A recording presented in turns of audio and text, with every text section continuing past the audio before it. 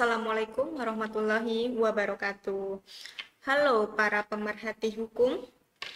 Pada era reformasi, buruh mendapat perhatian khusus oleh negara. Nah, untuk memberikan kepastian hukum dan memberikan perlindungan kepada buruh, pemerintah mengeluarkan 3 paket undang-undang, yaitu Nah, Undang-Undang Nomor 21 Tahun 2000 tentang Serikat Buruh, Undang-Undang Nomor 13 Tahun 2003 tentang Ketenagakerjaan, dan Undang-Undang Nomor 2 Tahun 2004 tentang penyelesaian perselisihan hubungan industrial.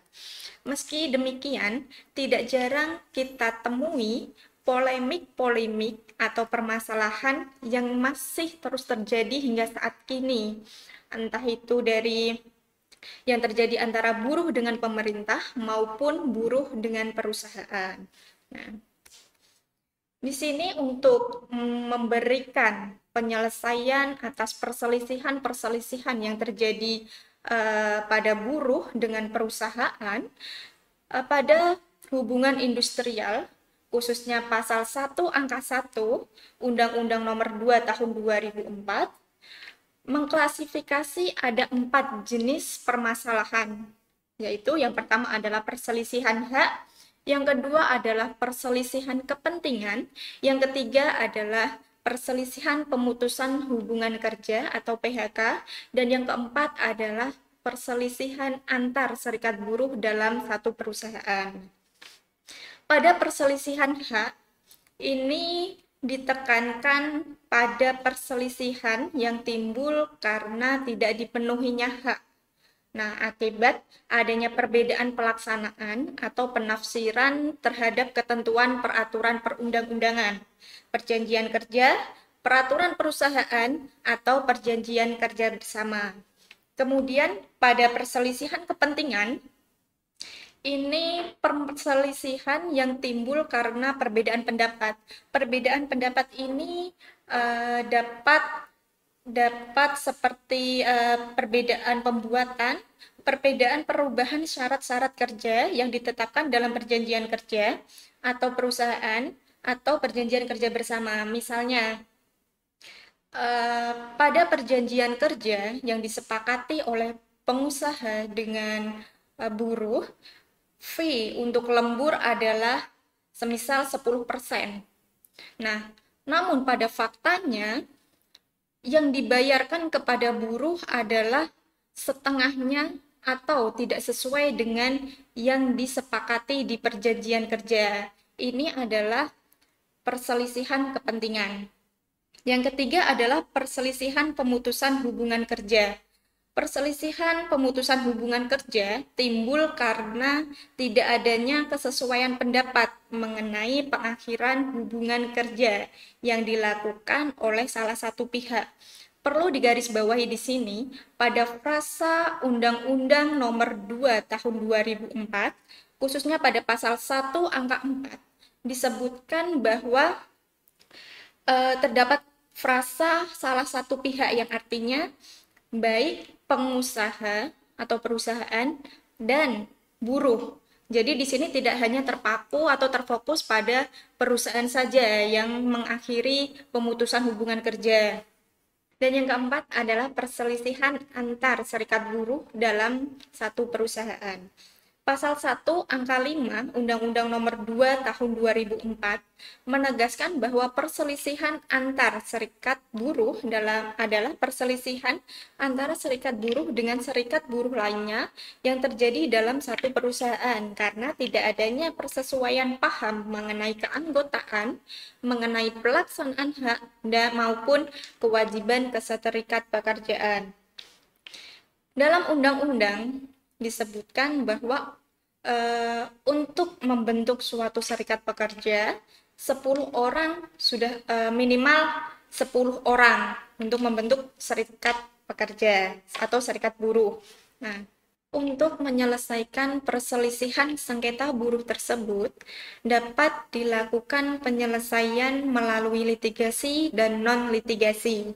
Nah, untuk penyelesaian non-litigasi, yang pertama dapat dilakukan melalui bipartit. Pasal 6 dan Pasal 7 Undang-Undang Nomor 2 Tahun 2004 tentang penyelesaian perselisihan hubungan industrial memberi jalan penyelesaian sengketa buruh dan tenaga kerja berdasarkan musyawarah mufakat dengan mengedepankan asas kekeluargaan antara buruh dan majikan. Waktu untuk pelaksanaan perundingan bipartit ini yaitu 30 hari. Apabila dalam waktu 30 hari salah satu pihak menolak untuk melakukan bipartit atau telah dilakukan bipartit namun tidak mencapai kesepakatan, maka perundingan bipartit ini dianggap gagal. Namun, jika perundingan bipartit mencapai kesepakatan, maka akan dibuat perjanjian bersama yang nantinya akan ditandatangani oleh para pihak dan kemudian akan didaftarkan pada pengadilan hubungan industrial pada pengadilan negeri di wilayah hukum para pihak. Perjanjian bersama yang telah didaftarkan oleh pihak mempunyai kekuatan eksekutorial, yang artinya apabila salah satu pihak tidak melaksanakan perjanjian tersebut, maka pihak yang dirugikan dapat mengajukan permohonan eksekusi. Nah, yang kedua, melalui penyelesaian mediasi. Nah, sebenarnya mediasi dengan bipartit ini tidak jauh berbeda, hanya saja pada proses mediasi ini akan ditengahi oleh seorang mediator yang bersifat netral dan masih juga melalui musyawarah. Nah, namun di sini perbedaannya adalah apabila tidak mencapai kesepakatan, nah mediator akan membuat anjuran tertulis yang nantinya anjuran tertulis ini akan disampaikan kepada para pihak. Para pihak nantinya akan memberikan jawaban secara tertulis yang isinya menyetujui atau menolak anjuran tertulis tersebut dalam waktu selambat-lambatnya 10 hari kerja setelah menerima anjuran tertulis. Pihak yang tidak memberikan pendapatnya akan dianggap menolak anjuran tertulis.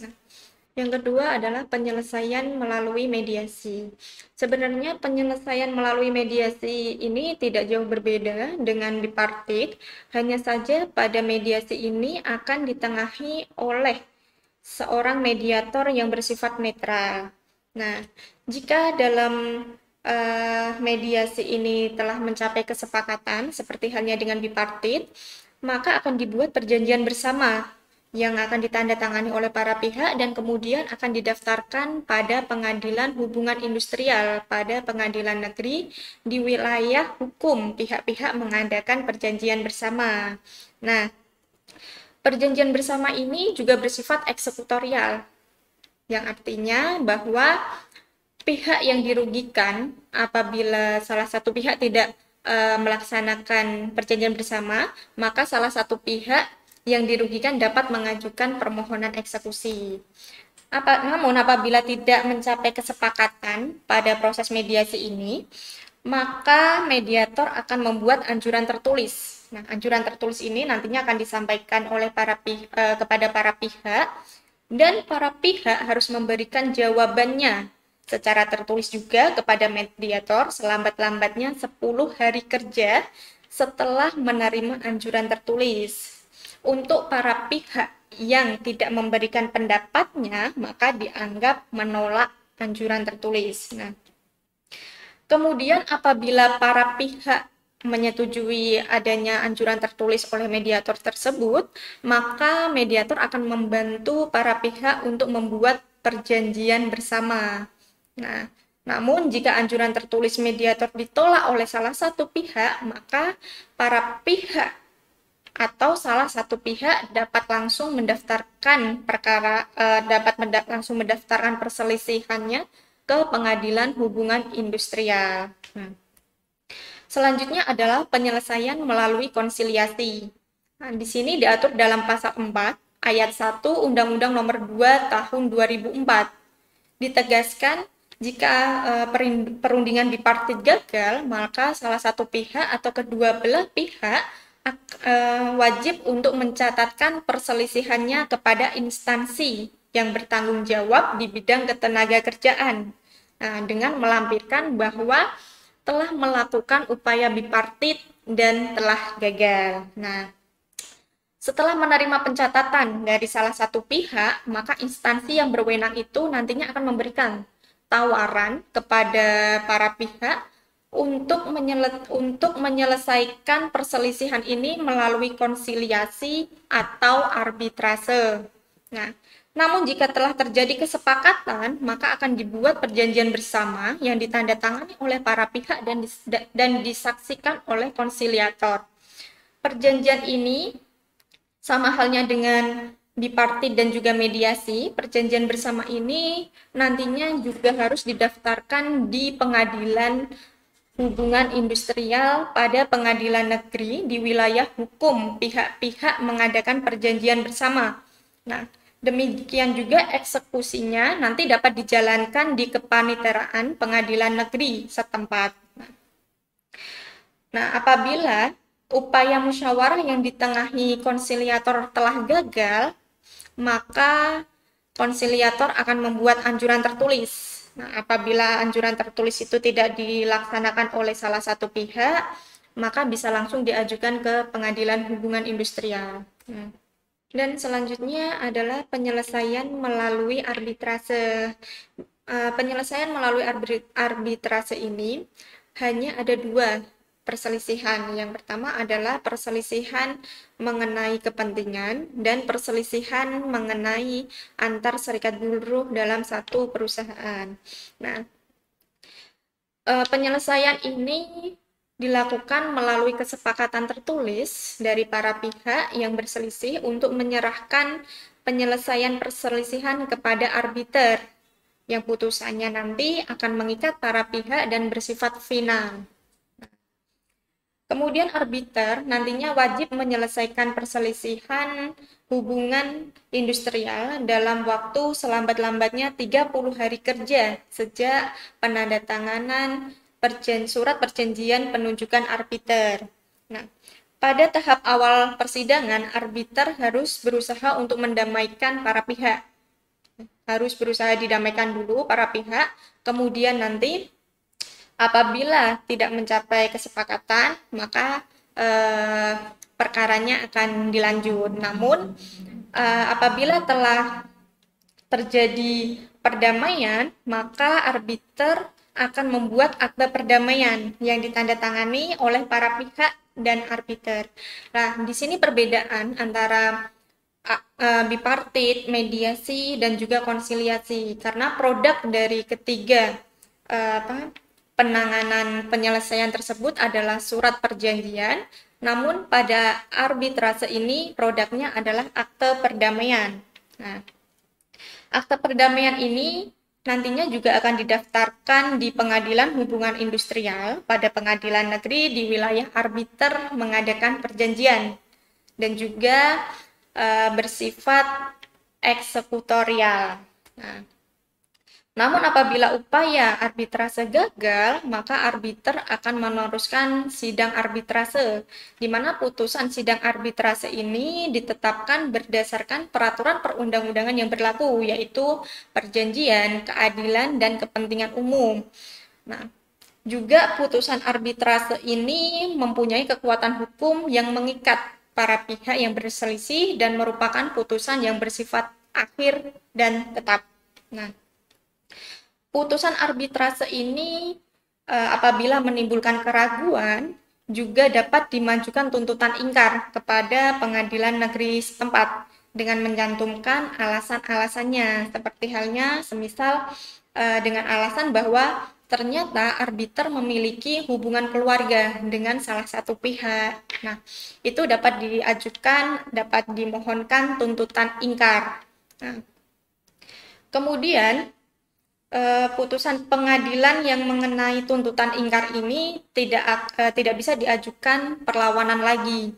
Nah, putusan arbitrase yang telah final tersebut juga dapat dibatalkan sesuai pasal 52 Undang-Undang Nomor 2 Tahun 2004. Nah, salah satu pihak dapat mengajukan permohonan pembatalan putusan arbitrase hubungan industrial kepada Mahkamah Agung dalam waktu selambat-lambatnya 30 hari kerja sejak ditetapkannya putusan arbitrase.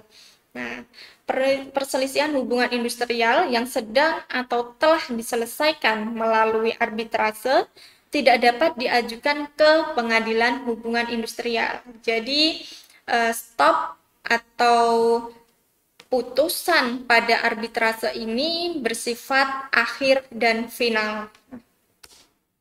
Nah, di sini yang perlu sahabat pemerhati hukum ketahui bahwa ada 4 perselisihan, yaitu perselisihan hak, perselisihan kepentingan, perselisihan pemutusan hubungan kerja, dan perselisihan antar serikat buruh dalam satu perusahaan, tidak semuanya dapat diselesaikan dengan mediasi, konsiliasi, arbitrase. Karena di sini pada proses penyelesaiannya menangani perselisihan sendiri, semisal seperti halnya pada mediasi. Kalau pada tahap mediasi ini masih menangani atau menyelesaikan 4 perselisihan tersebut. Pada konsiliasi hanya menyelesaikan 3 perselisihan, yaitu perselisihan kepentingan, perselisihan pemutusan hubungan kerja, dan perselisihan antar buruh dalam satu perusahaan.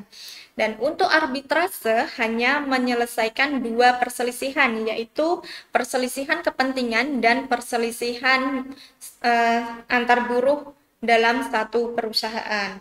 Nah, apabila penyelesaian melalui non-litigasi telah gagal, maka dapat ditempuh secara litigasi. Ya.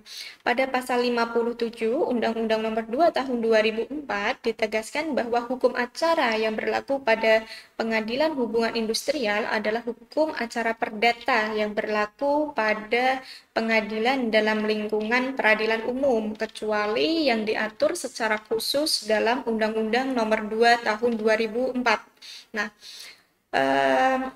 salah satu contoh hal yang diatur secara khusus yaitu ketentuan pasal 56. Nah, dan contoh lainnya yaitu mengenai biaya.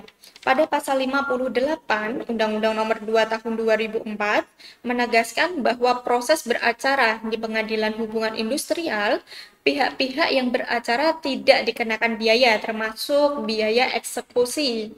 Nah, namun dengan catatan bahwa nilai dari gugatannya di bawah 150 juta. Nah, sebagai contoh, ini kami membawa salinan resmi putusan perkara perdata pada Pengadilan Hubungan Industrial Semarang, yaitu pada perkara nomor 21 garing PHI garing J garing 2009 garing PN titik Semarang. Ini salah satu perkara yang ditangani langsung oleh Direktur kantor kami, yaitu Bapak Dwi Saputra Sarjana Hukum. Nah, pada pokoknya, untuk mendalilkan terjadinya suatu perselisihan, maka harus dibuktikan adanya hubungan kerja antara buruh dengan perusahaan. Nah, kemudian pada pasal 56 Undang-Undang Nomor 2 Tahun 2004 tentang penyelesaian perselisihan hubungan industrial mengatakan bahwa pengadilan hubungan industrial hanya bertugas dan berwenang memeriksa dan memutuskan. Yang pertama adalah di tingkat pertama mengenai perselisihan hak, di tingkat pertama dan terakhir mengenai perselisihan kepentingan, di tingkat pertama mengenai perselisihan pemutusan hubungan kerja, dan yang terakhir adalah di tingkat pertama dan terakhir mengenai perselisihan antar serikat buruh dalam satu perusahaan. Nah, pada 4 perselisihan tersebut tidak semuanya dapat dilakukan upaya hukum. Nah, pada perselisihan hak dan perselisihan pemutusan hubungan kerja saja yang dapat dilakukan upaya hukum. Namun di sini upaya hukum yang dilakukan adalah bukan banding karena dalam PHI tidak dikenal adanya banding. Upaya hukum yang dapat dilakukan adalah mengajukan kasasi ke Mahkamah Agung. Nah, kemudian untuk perselisihan mengenai kepentingan dan perselisihan antar serikat buruh dalam satu perusahaan, putusannya bersifat akhir dan final sehingga tidak dapat dilakukan upaya hukum. Nah, Demikian materi yang dapat kami sampaikan. Semoga dapat bermanfaat untuk sahabat pemerhati hukum. Ingat slogan kami bahwa hukum itu untuk kita dan untuk semua. Terima kasih. Wassalamualaikum warahmatullahi wabarakatuh.